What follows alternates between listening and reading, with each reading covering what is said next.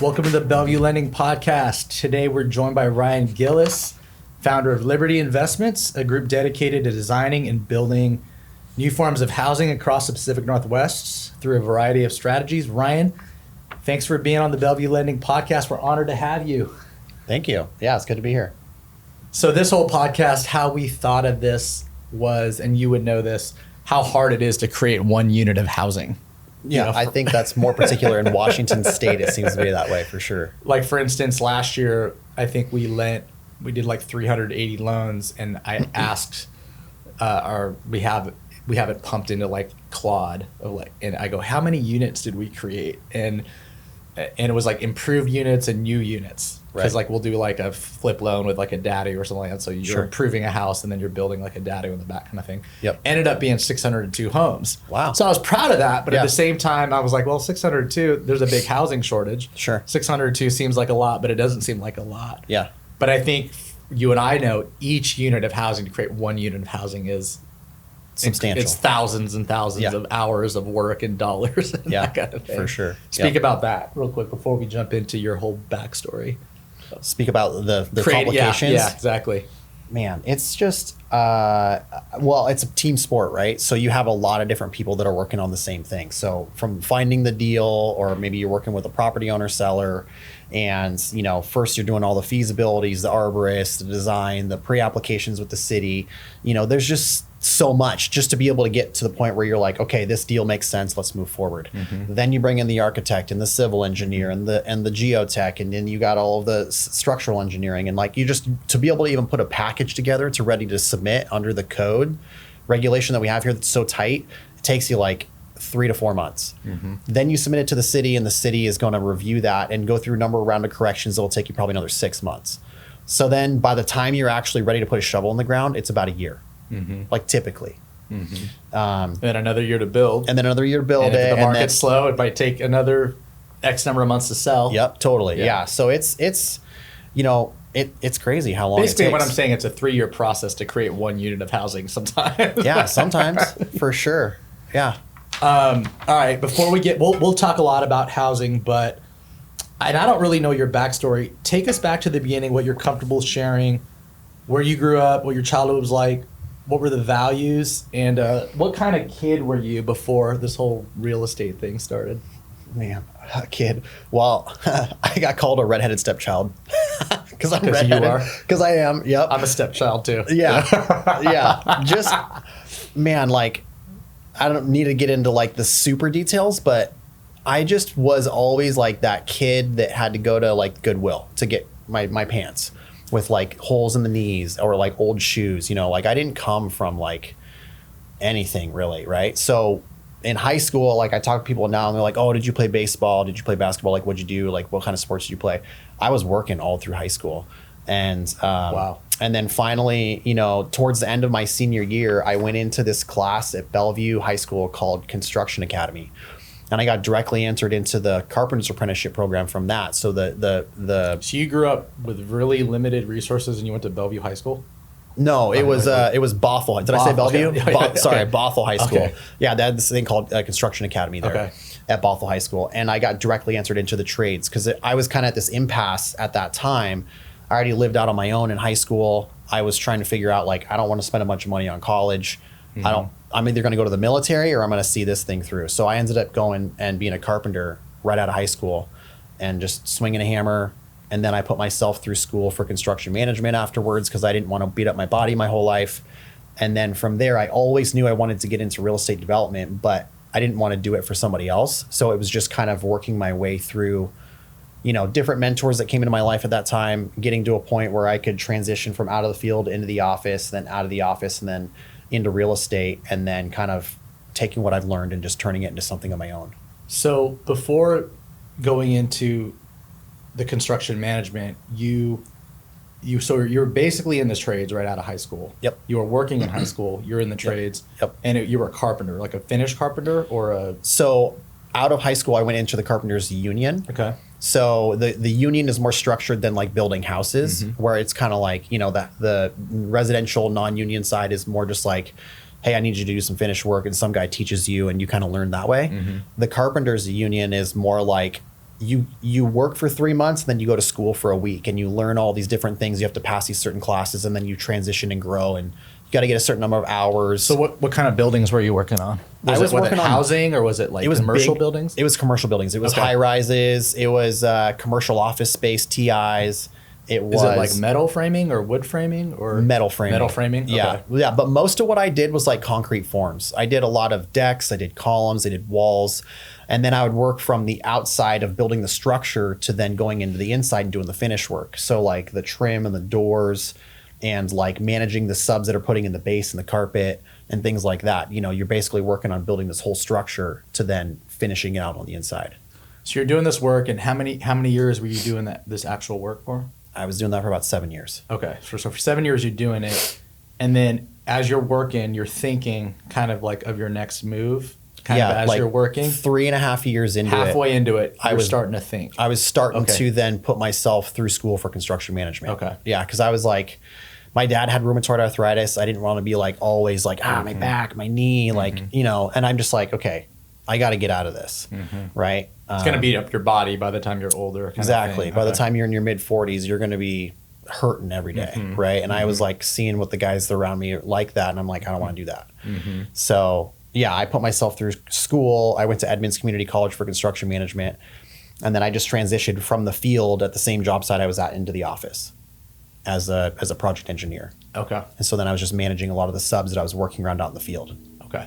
Now, I don't know. I know I think one time we had lunch, and I don't know if I misheard you, but was there a certificate program at the UW, like the real estate program? And the reason why I mentioned that is at my last company, the owner of that company, I believe had some of that type of training. And when I got my MBA a long time ago, they offered a couple real estate classes. Okay. I think from that program. Okay. And I remember at my last company, I felt sometimes the owner and I was like basically the lead analyst there at this company for like 9 years. Okay.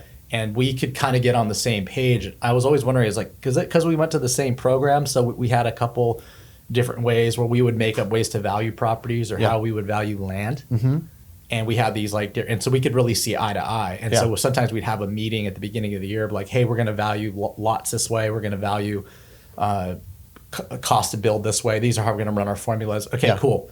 Won't talk for a year because we're running this system. Yeah. And it kind of just was like thousands. So there was a UW? Yeah. Okay. Yeah. So the University of Washington has a certificate for commercial real estate and development. Yep. Okay. And so they focus on all different types of commercial real estate. I really took it because I wanted to learn more about getting into development for myself. And the class was really good, and I have nothing but good things to say about it. But I think that it was a little bit more broad brush across a lot of different asset classes in the commercial side of things. Yep. But I developed a lot of good relationships, a lot of good skills. I think that what I mostly took away from it was... Do you value properties partly based on that, or do you create your own formulas for valuing properties? I value more like what I really learned and what really stuck with me is that we have cycles in the real estate market, obviously, but the core is always going to stay the most solid, right? So like when values go up, they're going to go up first in the core. And if they're going to go down, they're going to go down first on the outside, right? Yep. So I always just remember one of the professors saying, you know, in the core, things go up and then they go out and they go up and they go out. And then when the recession comes or things start to devalue, they go in and down and in and down, but the core always kind of stays more solid. So is that why you sort of focus around Lake Washington? Yes. Yeah, because of the jobs, and it's more in the core, right? Okay. So supply and demand, there's a lack of supply of land where then it creates like a higher value for what you're creating, which is closer to the jobs. Okay. And then as you started your career in real estate, so you transitioned out of the trades, you were a project manager, you ran jobs, you got these different certifications, and then essentially you kind of took the leap out of essentially construction. So when I went into the office for construction management, I got my real estate license afterwards. Okay. As at that time, I was getting ready to buy a house. I wanted to slowly start to figure out how to take the skills that I learned from swinging a hammer to managing the project to then put that into something where I could buy and build something of my own, or, you know, some other kind of thing I could do on my own. So yeah, I got my real estate license, and where I hung my license at the time, he used to do a lot of land acquisitions for like some of the bigger regional builders. Okay. Where he would take a piece of property. Like plats or Yeah. infill? Both. Okay. He would basically find like maybe like an acre or 2 acres. This was kind of like when there was more land available. Yeah. And he would either sell it to a builder at raw lot cost, whatever they were paying for that, or he would maybe buy it and then bring it to preliminary plat approval, or he would buy it and then bring it all the way through like finished lots, and then he would have that set up for that builder, and then he would make a spread between what he bought the lots for and what he sold them for. Yep. And so that really kind of helped me learn like, okay, like I don't really like the retail real estate side of things. It's so emotional, but I like the business side of things, right? I like finding the deal, chasing the deal, finding like hunting for that next deal is fun for me. And the improvement side of things, I like to see things go from like a nothing to this thing, like this more substantial. Create. Yeah. Okay. Yeah, so that really kind of got me going, and I started doing a lot of acquisitions when I first got in, and I was like, oh, this is really cool. And then I started to kind of build up this pipeline, and then these clients, and who are you going to bring it to? Start the conversations. How are the deals structured? What are they paying for the lots? Like, it just kind of created this evolution of like, oh, I could see myself doing this. And you started working with obviously different sellers. How did you learn how to kind of ingratiate yourself with sellers, different types of people? Talking to like sellers, or do you have, I don't know if you have any stories or like young stories of you, or kind of formative moments of like, because every seller is like a different type of person. Everyone. With different goals. Yes. And I know you understand that. So I'm just wondering, in those early years, did you kind of intuitively know that, or is that something you just kind of learned through experience? I think I just learned it through experience. I would say the guy that whose office I joined, who did all this infill or land flipping or whatever, he was like already pretty busy as it was, so I just kind of like tried to pin him down and just capture those little nuggets and write them down and just kind of tweak it and try and refine it. They didn't really have all this AI or Claude that you could really look at back in the day. You gotta talk to somebody. You gotta talk to somebody. Yeah, you gotta go. And hopefully he knows it. Yeah, and you gotta like have a coffee or go meet someone. It's like totally different nowadays. But yeah, I think it just took time to kind of figure it out. And I think that like a lot of times you hear from like all these other guys talk about real estate, it's like finding what the problem is and trying to figure out how you can solve it has helped tremendously. Like, sure, you want to buy a piece of property, but like, why are they selling it? Like, do they need to move out of this house that's like not habitable into something else? Can you help them find something? Can you connect them with somebody that can help them get there? So that's what you were doing. Yeah. Thinking of what their goals were. Yep. What they were trying to do. How can we work through this to make it a win-win for both parties? Yep. And I'm going to put you on the spot. Is there like a story that jumps out in the early years where it was kind of teetering and you put it together and you thought maybe I can maybe I'll be really good at doing this? Or was there like a property or, Yeah. So there was. That you can share. Yeah, for sure. Yeah. So there was like, I remember this one deal that was in Kenmore, and it was a 2-lot deal. And I reached out to this gal, and I think I worked with her for like. So it'd just be 2 homes at the end. That was the final. It ended up, lots. It was 2 lots, and Okay. it ended up being like, I think like a 28-unit townhome site. Okay. Yeah, and I was like working with this gal for the longest time, and we finally put something together, and then I brought it to a regional builder who was interested, and it was like. Did you know it was going to be townhomes at that point, or were you not sure? I had no idea. Okay. This was so early on. I was just like excited to get a deal and see it through, right? And it could be a lot. Totally. I mean, like, and everyone wants to get the listings. They're like, no, I'm not going to give you the listings. Like, you don't know what you're doing yet, Yep. But it was just cool to kind of see the whole process all the way through. And they ended up moving out of state, but they really wanted to get a certain number for it.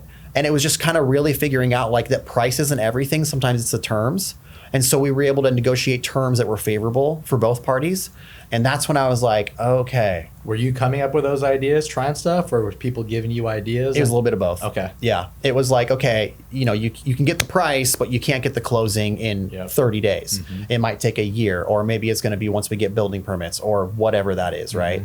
And so it was that really kind of opened up my eyes to all the different ways that you structure a deal. And back in those days, because I know now you see something from A to Z all the way from the beginning to the end, but back in those days, in the early days, so once they closed that, it was like a regional builder, like a larger builder. Are you out? I'm out. You're out. So you were just the front end guy. Yep. Okay. Yep. And so how many years did you do that type of acquisition? How many years was that? I did that for probably 4 or 5 years. Okay. Yeah. Before I decided I wanted to like sign up and do some of my own deals. Okay. And so, so you had the seed thought of you're kind of working with another group, learning, and then you kind of had the seed thought of kind of like, I'm going to have my own shop and kind of take all the different things I've learned from the different parts of my life and kind of put it together. Or was there a kind of a new development out there in the market that kind of spurred that? New development as in like new product, new opportunities, or? So I would say that like one thing that I really learned about like the infill game is like turning your capital. Like you guys are a capital company, right? The quicker you can get your money in and money out, we can rinse and repeat, and you can then put it back to work, right? And the quicker you can do that, the more velocity you create, the more you're gonna be able to create more capital, right? And so it took me a while to figure that out because of like what we talked about earlier about how long it takes to be able to actually put a deal together if you're doing like infill compared to like a plat project, right? It's significant. A plat project could take you like 6 years to be able to get in and out of, right? But an infill deal should take you 2 to 3. So I'm like, okay, that's half the time, right? Now, what's the risks? How is it structured? Like there's all these different parts and pieces to it. But I really just, wanted to build something of my own, but I'm a guy who doesn't want to just like jump in not knowing anything.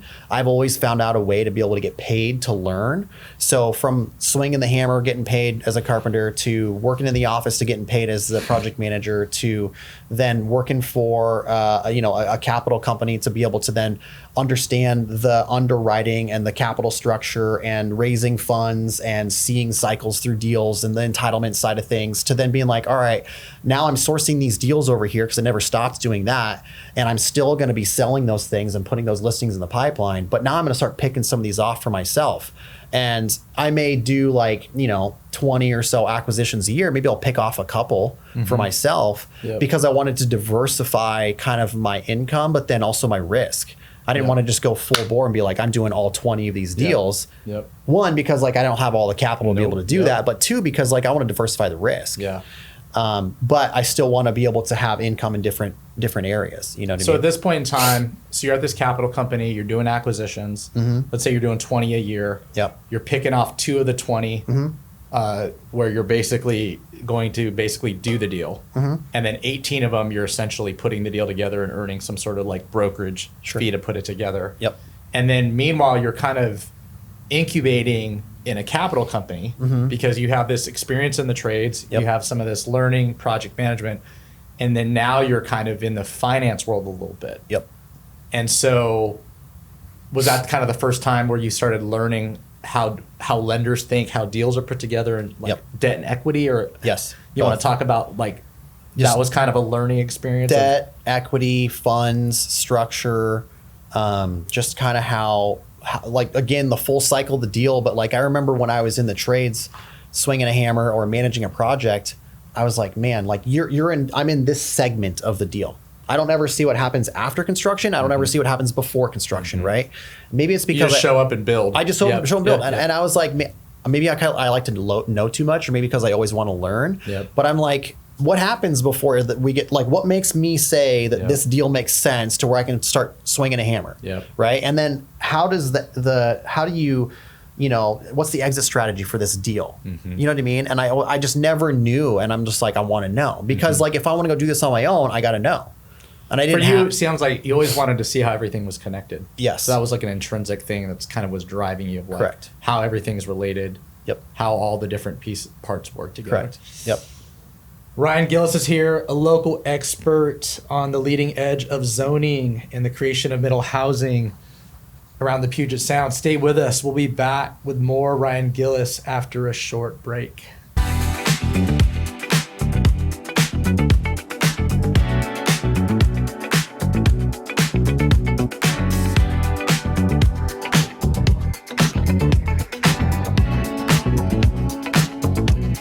Welcome back to part 2 of episode 4 Bellevue Lending Podcast. We have Ryan Gillis of Liberty Investments, and we're talking about creating housing, middle housing, creating product in the Pacific Northwest. Ryan, tell us how you formed Liberty Investments, what you can tell us about your team, and the different services, different strategies that you provide to different builders, sellers. Generally how your team is set up and what services you guys provided to different groups of clients. Okay, yeah. So Liberty Investments was set up just purely out of the necessity to have a structure for a development company. So I own a real estate brokerage, and then my business partner who co-owns Liberty Investments with me owns the construction company. Okay. And so Liberty really just works on the sourcing of the deal, the entitlements of it, and then once construction starts, he then kind of takes over, and then once that's ready to get hand over, then I sell off the homes. Okay. So we're kind of like end to end, start to finish, doing the whole thing. And so that's how Liberty Investments was formed. And so then as I was doing the acquisitions and I was picking off a deal, I just really didn't want to be juggling a bunch of different builders. And I found a guy after a few years and kind of selling him some deals and watching him and being like, hey, like. So Liberty was started to do your own deals. Yes. That was kind of that was your first strategy. And we still do. Yeah. Okay. Yeah. Yep. Okay. But it's just, again, a diversification of risk, Yeah. right? So, and I'm a guy who likes to have the systems and the processes, and then you just work it and you grow, right? And so, finding the right builder for me was one of the most important things, because I knew eventually I wanted to do my own deals, but I didn't want to be. Did you know him from before? No, I didn't. Oh, you didn't? Okay. No. Yeah. He actually reached out to me when I took on my first project. He was like, hey, if you need a builder, let me know. Because I posted this photo of like this really crappy, like the typical home that you see. It's like a tear down, right? And I'm like, oh, I'm excited to break ground on my first deal. And he was like, hey. But you were going to tear that house down? The house was getting torn down. Okay. Yeah. And he was like, let me know if you need a builder. And I was like, nah. But then I sold him. Because you were doing it, or you had another one? I had another builder that was Okay. doing it. Yeah. And so then I stayed in touch with him and I said, hey, like, let's just stay in touch. Like, I'm not interested on this one. But I sold him a few deals. I watched him perform. He was a guy that like really was system and process oriented like myself. Got the superintendents and the project managers and the accountants and like just very dialed. And in residential construction, sometimes you don't have guys that are as dialed. Mm-hmm. And I don't want to be micromanaging a builder, right? Yeah. I want to focus on sourcing the deal, getting the permits and selling the homes and Yeah. having different teams for each. Yeah. And not really worrying about the construction, right? Yeah. So that for me was like a big thing. So anyways, that's how Liberty formed. I came to him and I was like, hey, dude, I'm doing all these acquisitions. I want to pick some deals off. Are you ready? You want to form a deal, Mm-hmm. like a company? And he was like, yeah. So that's how it started. And we still, buy, build, and sell properties for ourselves. But as, middle housing in Washington is just, it's kind of weird because like it started in Seattle, Yep. then it went to Kirkland, and then now it's statewide, right? Mm-hmm. And so I started getting a bunch of property owners reaching out and being like, hey, I didn't know you could fit more homes on a piece of property. I got a property just like that down the street. Like I got a rental. How did you guys do that? And then so I Did just they see your sign, or were you on social media, or like how would they find all of you? it. All of it. All Okay. of it.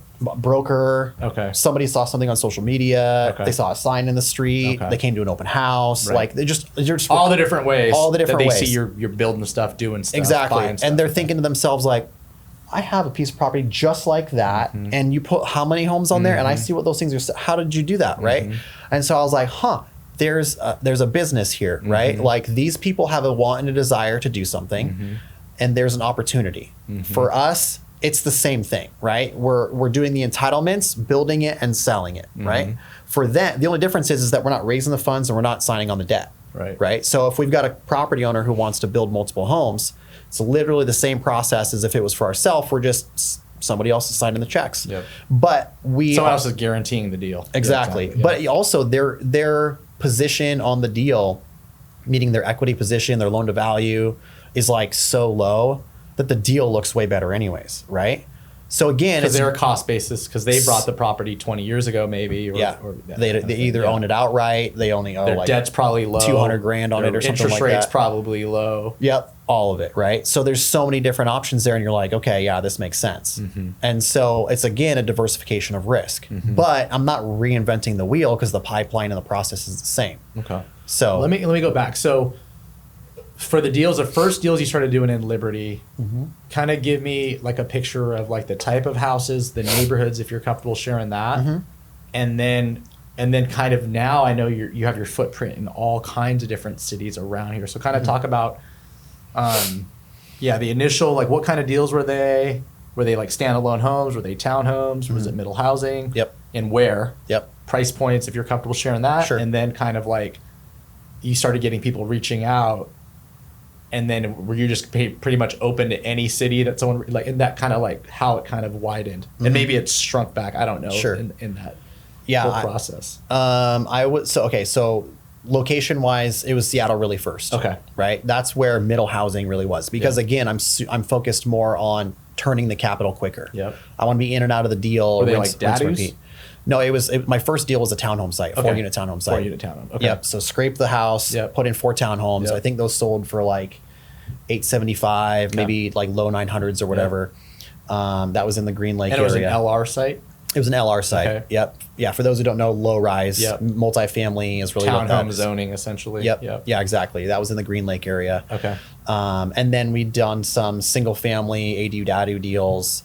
So you keep the house. Nope. This was just all scrape. I'm not really. Okay. Yeah. Like I'm not. You don't really, keep the house. Typically. I don't. I'm not looking for those kind of deals. Yep. Yeah. Because a lot of times they don't perform as well. Yep. Unless you're planning to keep one as a rental, or you can flip that front house and really make that other unit feel like its own house and completely separate. And I'm just not really a rehab guy. You know, unless it's like a smaller multifamily or something that's really. So like, in this version of SFR ADU DADU, it's a new SFR. Correct. And it's a larger SFR. Then you have 2 smaller. Correct. Middle housing units, essentially. Yep. Okay. Yeah, exactly. Those are, in the Seattle area. Okay. And then the Kirkland. So I'm from the Kirkland area. Like I went to Inglemoor High School, kind of born and raised around the area, right? And so I like Seattle. I like to go there, but I got kids and I need something that's a little bit, a larger, more suburban kind of feel. And I wanted to try and put some deals together in Kirkland. And in 2020, they changed their, I think it was July 2020, they changed their code to allow for ADUs and DADUs and cottages and things like that. That was also during COVID. So everyone's like shut down in Seattle and we're going to the east side, right? Yep. And so that's when you started seeing more like cottage type of deals, more higher density single families. So were you doing in the Kirkland, were you doing like the triple cottage? Yeah, we got some triple cottages. We got some single family ADU DADUs. We have just more multifamily zones, higher density urban single families. Okay. Which are essentially just bigger homes. They're just bigger homes. Okay. Yeah, just not categorized as a DADU. They don't really have a cap on their size limit. Right. But you can fit more units on one lot than like a typical, low density single family lot. Then I remember I talked to you maybe a year or two ago, and it seemed like you were basically open to learning all the code of like almost all the cities. I'm probably exaggerating. Sure. And I'm thinking in my mind while you're saying this, and I'm like going to your events, listening to you talk, and I'm like, how is this mother effer like keeping track of all of all these cities and towns? And I know maybe you're saying, oh, I have a great team, but like, so how wide were you getting, and then have you narrowed since then, I guess? Yeah. So, I mean, I will say I don't know the specifics of every single in and out of every code, right? But just for the listeners, middle housing has pretty much impacts every city and town in Western Washington. Yep. So there is a rezoning of every city and town. So there's new stuff that's never been done as of 2015. Yep. And then all the cities have an ability to implement it slightly differently. Right. Everyone's different. Literally every single one is different.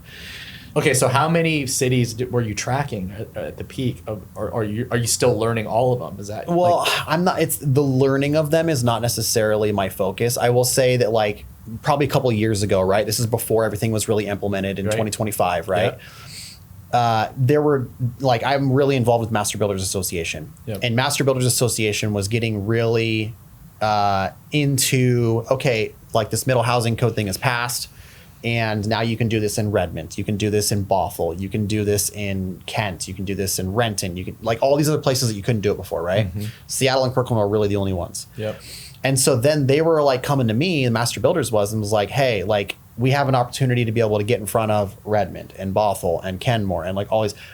Can you come with us and tell us what works and what doesn't work? Because if we're helping them craft this code along with Washington State Department of Commerce. We want it to be something that's actually going to implement housing, because you can write whatever you want in the code, but if it doesn't make financial sense. So they were asking you to create input for these cities, and essentially mostly kind of north of I-90 on both sides of the lake, or were you going all the way down into like Auburn and Renton and going down? No, I wasn't really going down into Renton or So you're saying it was kind of above 90 and up in the top, both sides? Yep, I would say basically Everett down to 90 is kind of where I was going. And I wasn't going really that far east. I wasn't talking. You weren't doing Sammamish. I wasn't doing Sammamish. Okay. I wasn't doing So Issaquah. Redmond was as far east as you would go. Yep.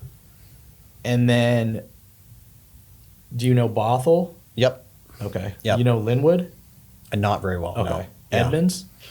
Edmonds a little bit. Okay. Yeah. So like, as you stated, all these different cities have a different structure in which they have to fit within, right? It's complicated. We could talk about that for hours, but like the code and the density that each city is allowed or required to implement is based off their population.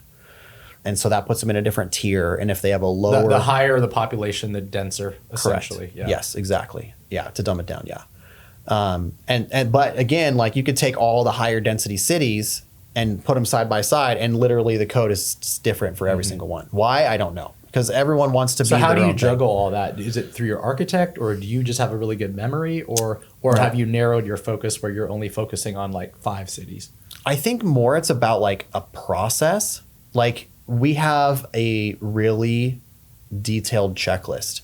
And no matter what city, no matter what city, you run the same process. Same process, every single one, right? It doesn't matter if you're going to Bothell, Kirkland, Redmond, whatever, right? You're going to ask like these 100 questions need to be answered no matter where. Exactly. Okay. Right. And it's like, okay, well, if then that question can't be answered, then that's a clarification point for like a pre-submittal conference with the city before you decide you want to move forward. Right.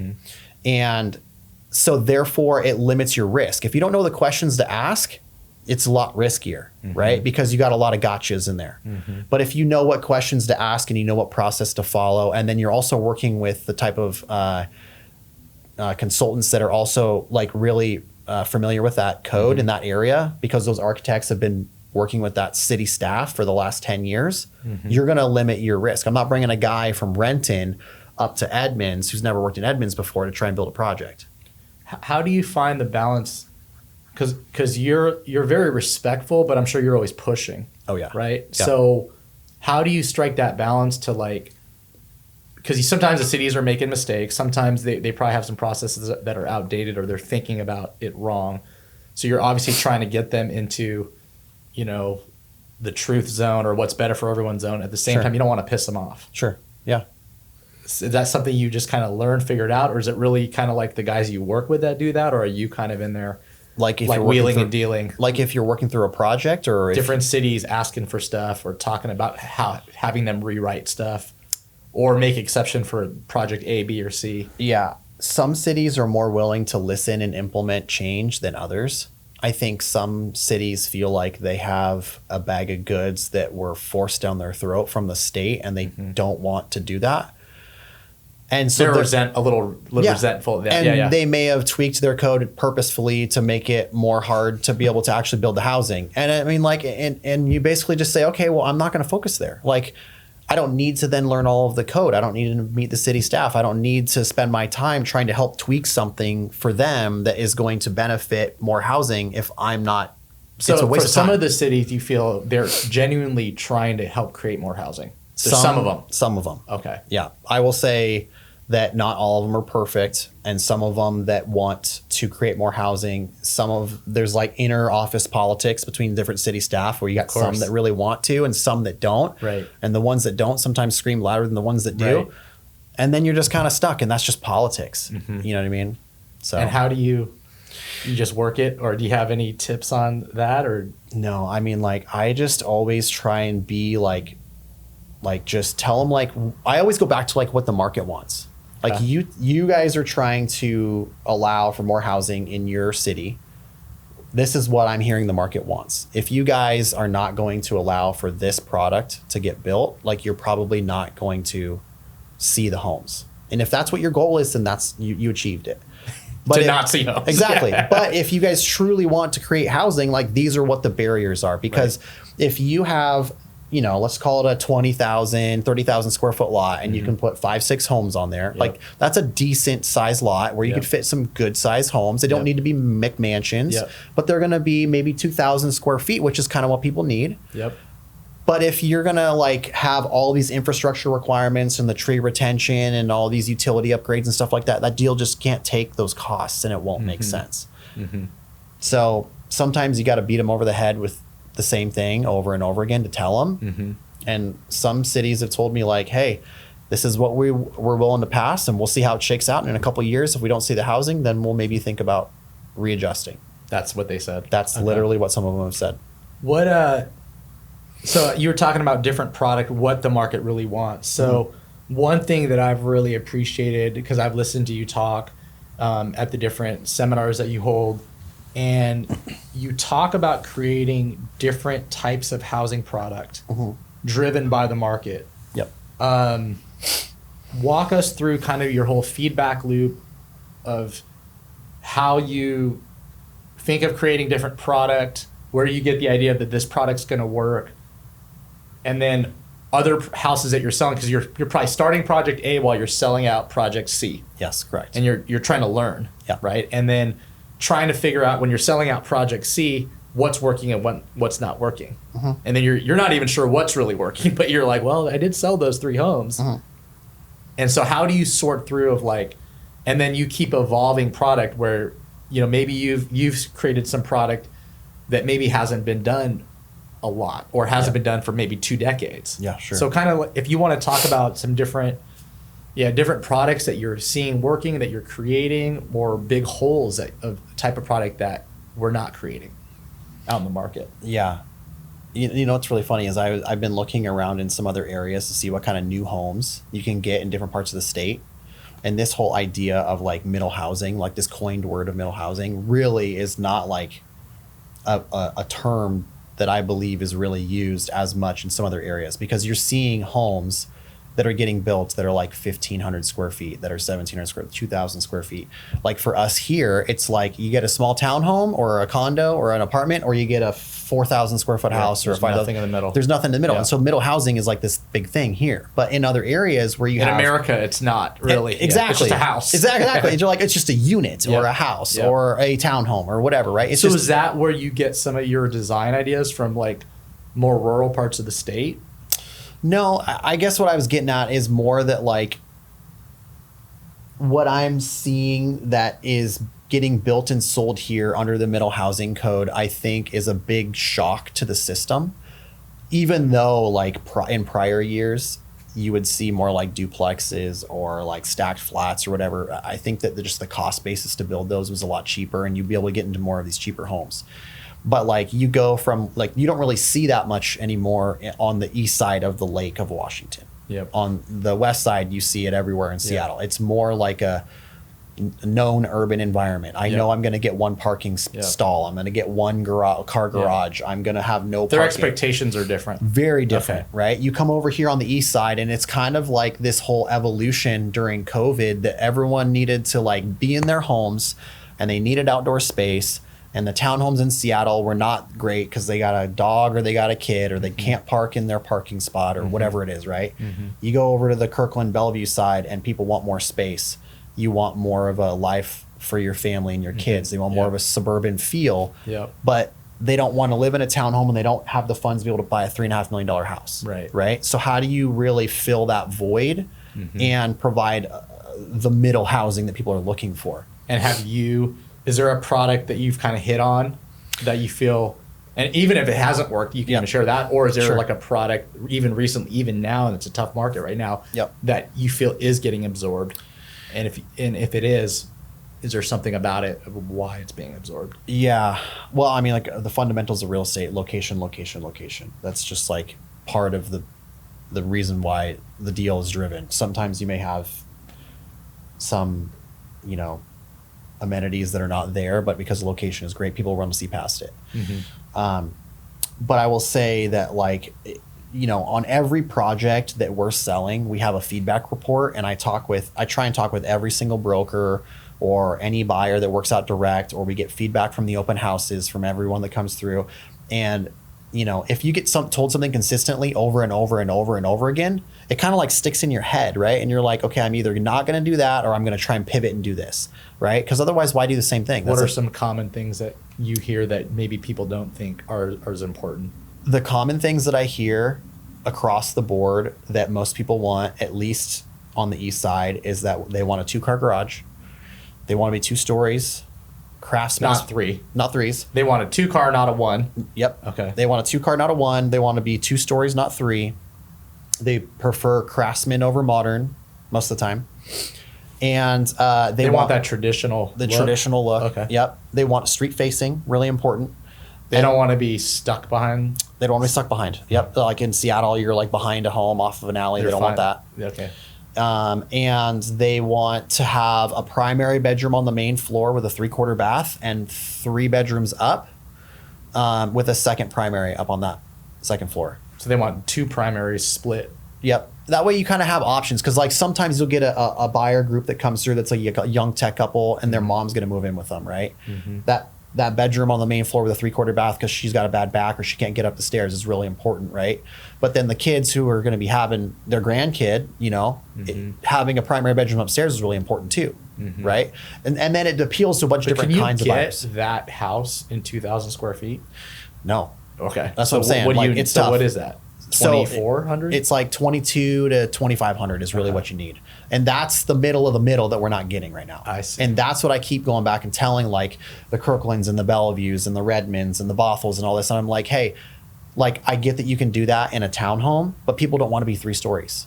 They want to be able to park in front of their garage. And so for instance, let's say you have the 4,500 square foot home. Yep. The Murray Franklin, the MN, or all the small builders that do that. Everton, that kind of thing, which we've seen for the last, 5 or 6 years. And typically the people that buy those, some of them have all cash, or some of them they're pretty high up at one of the larger tech companies. Yep. Probably have stock, which has done really well. And they're able to put 50% down or something like that. Yep. And they probably have double income. And one of the earners is probably earning north of $600,000 or $700,000 a year, probably. Sure. And then you have this. So I'm seeing this house, which sounds like a great house to me, which we haven't built this house in 20, 30 years. Yep. 2-car garage. Now, the double primary, I don't know if we ever did that, but that sounds great. Double primary. Yep. 2,400 square feet.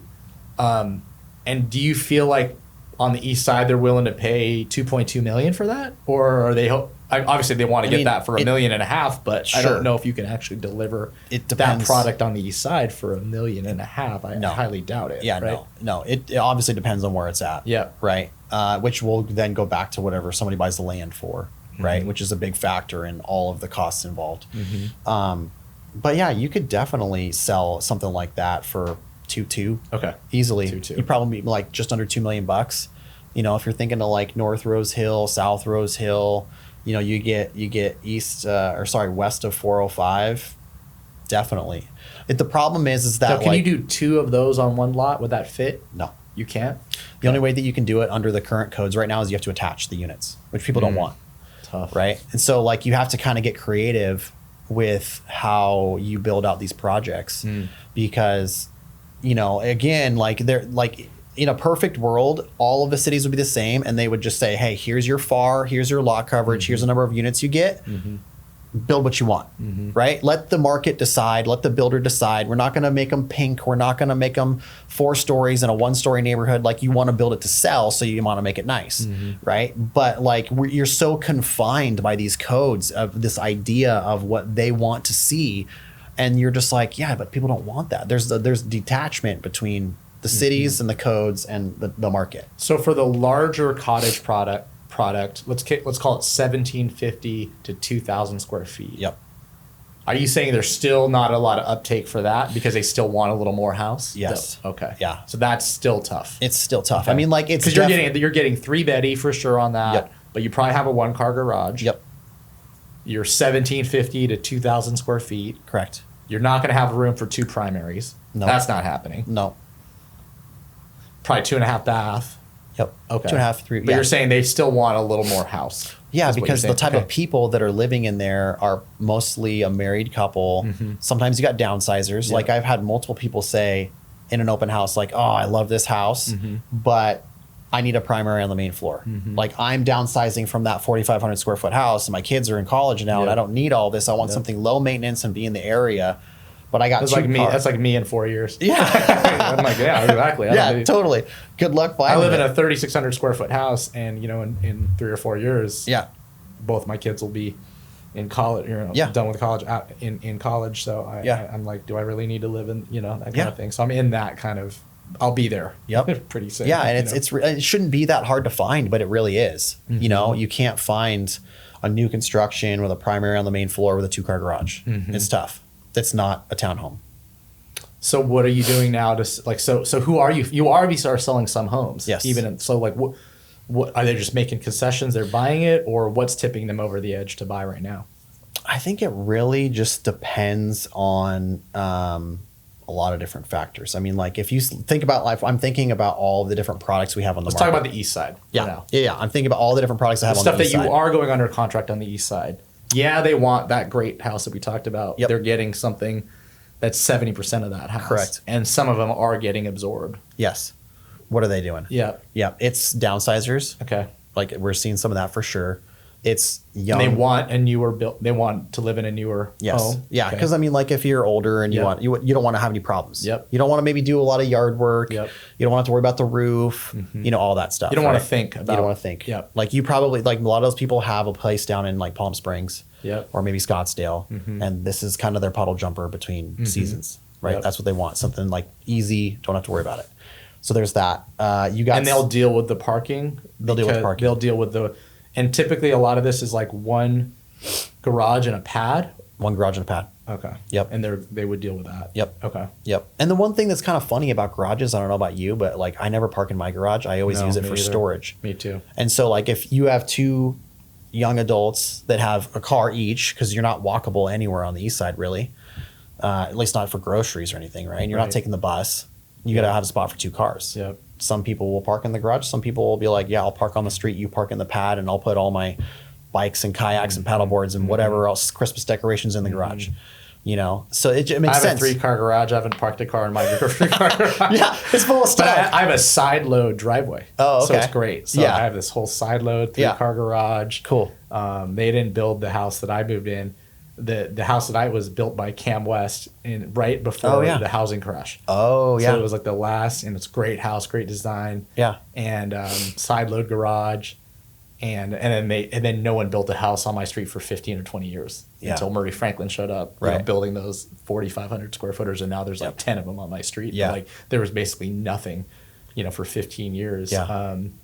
But yeah, so I have a 3-car garage, but we have like a pool table for my kids in there, and then we have like Perfect. all this workout equipment and stuff Yeah. like that. We just park in the driveway, Yeah. kind of thing. That's all you need. So Yeah. but yeah, I think parking. So whenever I value homes, for the private lending, I'm always like, guys, you got to tell me bed bath square footage, but you got to also tell me parking. Parking. Yep. And it's like, and people always act like it's nothing, and I'm always Yeah. like, everyone in the business, I'm like, no. No. Like a 1-car, 2-car, covered, Right. carport. Yes. Yeah. Is it a 4-star? Like, boom, someone might buy that house just because it's going to be, like this RV parking or Totally. like super high, right? Yep. They work on their cars or they have a bunch of stuff. So I'm always like hammering that. Yeah. And then it's like, if we end up funding a project that doesn't have parking, It gets hit. you have to hit it. Yep. Right. And I learned that from, doing deals. Sometimes we'll even have to take a project over here and there, and we have to sell the actual loan. Yeah. And then other times just calling really good real estate people. Yep. Brokers I'm talking brokers that do dozens and dozens or hundreds of deals a year, and they're like, hey, and it's like, What's what's going on? important to them? What, Yep. that kind of thing. And the other thing I've heard from talking to those brokers, their buyer feedback is massive. Yeah. They don't take that as like, No. in different parts of the market cycle, sometimes you'd be like, whatever, like, yeah, you just sell the house. Yeah. We got somebody else behind you. We Thanks. got 10 people behind Yeah, you, right? right. Whatever. Yeah. What, you like it, Doug? Are you taking it or what? It's Yeah. like, okay, here we go. Right. Now it's almost like people are really paying attention. Yeah. And then if you want to work on this listing team, you need to be able to get this information. Be dialed. Every single broker that visits, every person that walks in, Yep. you need to talk to them. If you're uncomfortable doing that, you shouldn't be working here. Nope. Right? Yep. 100%. That kind of thing. Yep. All right, 2 more questions for you. We'll wrap up. Different housing. We're in a different housing cycle right now. We're in a war. Rates are back up, and we have inflation, and it's been a tough year in the real estate market. So, what is an imperative right now for builders or sellers of how to actually move a house, like right now, like even before listing it, and kind of the whole process of selling right now? Yeah, it's I think that being realistic about your price point, touring other people's product and trying to find out where you stand out and coming to the market at a realistic price. Because so when you're touring new construction within a certain radius of your listing? Yep. Yeah. And then you'll go right before you list and physically tour some other product. Visit. Okay. Yep. Yeah, because to see your competition, essentially. Yeah, exactly. Yeah, like where do we stand out? Where do they stand out? What are their pitfalls? What are our pitfalls? Where do we feel like this is going to be more valuable to a buyer or less valuable to a buyer? So that way you're hitting a price that you feel is going to be realistic. But what if mentally you've indexed to a value for 2 years? Because it doesn't matter. You just throw it out. You throw it out. I mean, like, honestly, yeah, you look at your pro forma and you're like, well, those were the values that we underwrote back then. It's a snapshot in time. We are in a different snapshot in time today than we were at 2 years ago, right? We had the best information we had at the time. We went with it. But now I just toured these 3 units. Yep. Well, it's not 2 are better than us. 1's worse. Yes. Here's where we stack up. Correct. Yeah, it's not only that, but the market conditions are significantly different, right? Yeah. And so you kind of have to detach yourself from what they were before and be like, okay, well, what do I think the price is to sell today? Because at the end of the day, you're selling them, right? And whether that be at this price or at this price, you need to move the product. But you got to be a little cognizant about, like, not just fire selling it, because you want to test the market a little bit too, right? Like, okay, this guy down the street's got this, we got that. Like, there's some pushes and pulls. You kind of have to see what it is and then just adjust quickly. I think sitting for a really, really, really long time without making some sort of adjustment is just going to be tough. Do you do anything specific, like very intentional on like the buyer financing? Is there like a mortgage group you work with? Is there like a preferred lender, or like do you buy the rate down? Is that something that we've done all of it? We've done rate buy downs. We've done credits, builder credits, whether that be like a dollar amount or a percentage of finance. I think some of those used to get a little bit more weight prior, but now it just seems like it doesn't really do a whole lot. But because they expect it, or they have their own financing lined up? No, I mean, like, I think that it's just been, I think for some buyers, they're not very educated. I think some buyers agents are not very good at educating their buyers either, right? And I think some people get confused. Like, you can put a teaser rate out there and say like, hey, 3.875% rate for buyers who qualify. And if you're kind of an affordable buyer, you're like, oh yeah, cool, let's look into that, right? But if you're selling a house that's like $2 million and you have a more educated, kind of more, liquid buyer, they're like, yeah, I don't really care about the rate so much. I kind of want more about the price.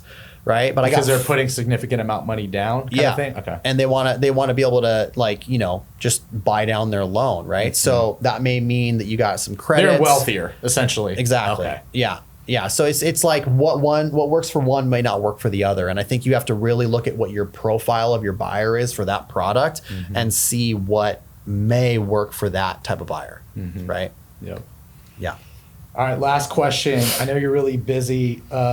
You have a family outside of work. What keeps you grounded? How do you balance family, working out, relationships, and everything else so that, this real estate game doesn't consume your whole life? Yeah, that's tough. I would say my wife. Easy question. Yeah. My wife is she's completely opposite from me. Like, I'm the type A, goal-driven, high D, like, I will work. And she's like the complete opposite. Hey, you need to stay home. Like, you need to spend more time with the kids. Like, and I would say she's definitely helped a lot with that, right? Like, I've definitely seen a lot. Plus, my kids are 8 and they're 6, right? So we're like right in the middle of baseball, soccer. Things are fun. We're going places. We're doing stuff. Do you coach them? Yeah, I'm not full coach. I'm an assistant coach for my son's baseball because I don't want to be like taking on that responsibility. But yeah, that's been a lot of fun. I try Was and that make like first base, third base? I'm like we're in coach pitch right now, so I'm kind of the designated coach pitcher, right? Because I can get it pretty good to where the kids want to hit them. Yeah. And then I'll do first, Which is key. Which is or key. else they You won't gotta hit it. get it right yeah, there. You gotta serve it up to them, right? Perfect. Yeah, exactly. So that's cool. So yeah, I would say like the kids, the baseball, taking the boat out in the summertime, kind of more about the experiences. What lake do you go on? I really like Lake Sammamish. Okay. Some of the other lakes are just a little too choppy. We got like, the magic carpet you throw out on the water, and it's just kind of more of a chill day. So, yeah. Well, that sounds like a perfect place to wrap it up. Ryan Gillis is the founder of Liberty Investments and an expert in the A to Z of creating middle housing in the Pacific Northwest. Ryan, thank you for taking time out of your busy schedule to speak with us today. And thanks everyone for listening. This concludes episode 4 of the Bellevue Lending Podcast, the Ryan Gillis episode.